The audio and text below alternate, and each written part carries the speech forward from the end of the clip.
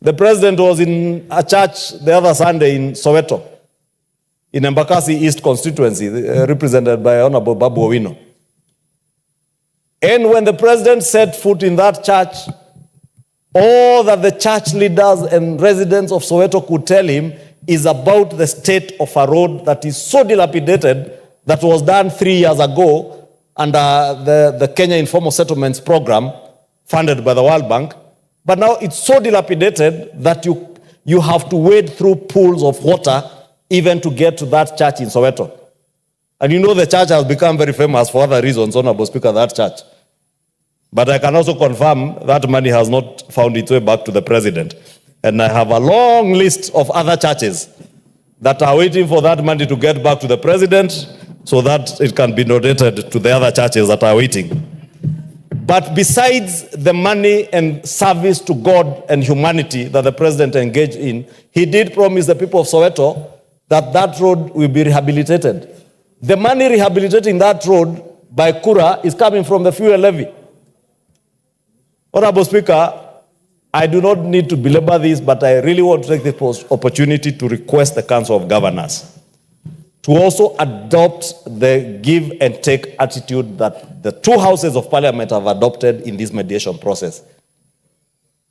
Give in on the fuel levy, and we will support you in everything else you want to do. But please, stop pitting yourselves in a fight with members of parliament.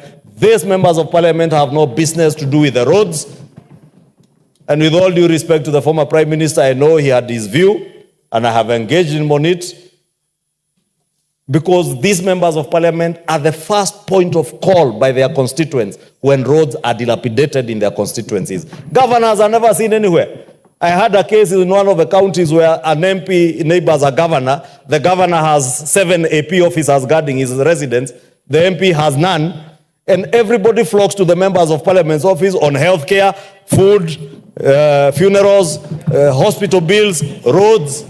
Nobody ever goes near the governor's residence.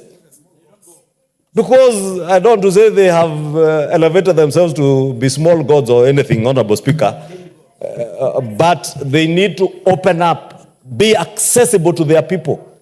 These members of parliament are elected the same way governors are elected. And therefore, they cannot bear an unequal share of the burden of the people's problems than governors.